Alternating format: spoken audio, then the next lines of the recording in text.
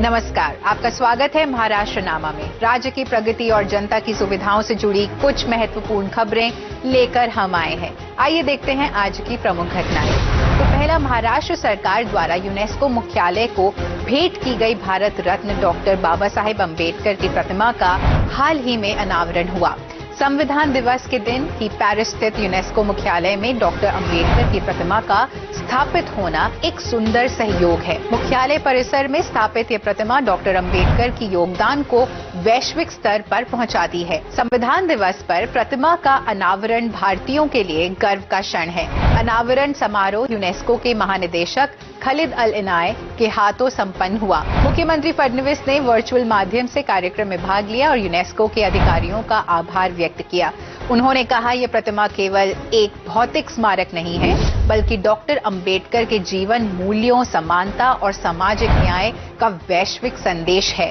मुख्यमंत्री ने बताया कि महाराष्ट्र सरकार ने पहले ही लंदन में डॉक्टर अम्बेडकर का घर खरीदकर उसे संग्रहालय में परिवर्तित किया है। श्री राजेश अग्रवाल को महाराष्ट्र राज्य का 47वां मुख्य सचिव नियुक्त किया गया है। उन्होंने पूर्व मुख्य सचिव राजेश कुमार से पदभार ग्रहण किया। सरकार ने उनकी नियुक्ति के आदेश पहले ही जारी कर दिए थे। पदभार संभालने के बाद श्री अग्रवाल ने कहा कि वे महाराष्ट्र के विकास और गौरव के लिए प्रभावी रूप से कार्य करेंगे।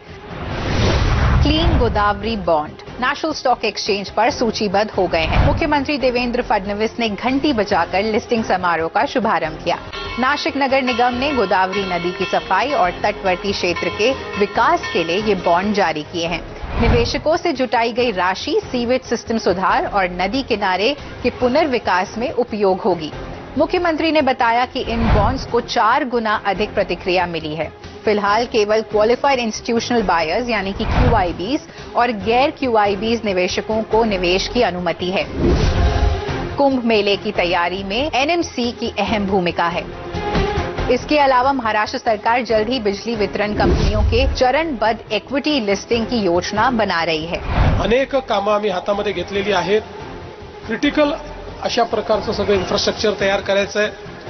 अतिशय गतीने ते तयार करायचं आहे आणि हे तयार करत असताना त्याच्यामध्ये लोकांना विश्वासात घेऊन या कुंभमेळ्याची जी काही गरिमा आहे, त्याचं जे पावित्र्य आहे, हे पावित्र्य टिकवत आपल्याला त्या ठिकाणी हे संपूर्ण काम करायचं आहे आणि म्हणून मी नाशिक महानगरपालिकेच्या आयुक्त आणि त्यांच्या संपूर्ण टीमचं मनापासून या ठिकाणी अभिनंदन करतो।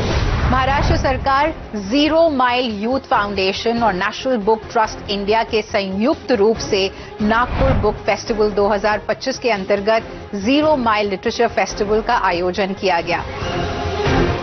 फेस्टिवल का उद्घाटन राज्य के मुख्यमंत्री देवेंद्र फडणवीस के हाथों हुआ। जीरो माइल लिटरेचर फेस्टिवल में विविध विषयों पर चर्चा की गई, जिससे वैचारिक क्षितिज और विस्तृत होंगे, ऐसा विश्वास मुख्यमंत्री ने व्यक्त किया। उन्होंने कहा कि इस लिटरेचर फेस्टिवल के माध्यम से नागपुर की सांस्कृतिक संरचना में बड़ा बदलाव आएगा। जानकारी से ज्ञान की ओर बढ़ना है तो पुस्तकों के अलावा कोई विकल्प नहीं है। मुख्यमंत्री ने यह भी कहा कि पुस्तकों को युवा पीढ़ी तक पहुंचाना बेहद जरूरी है।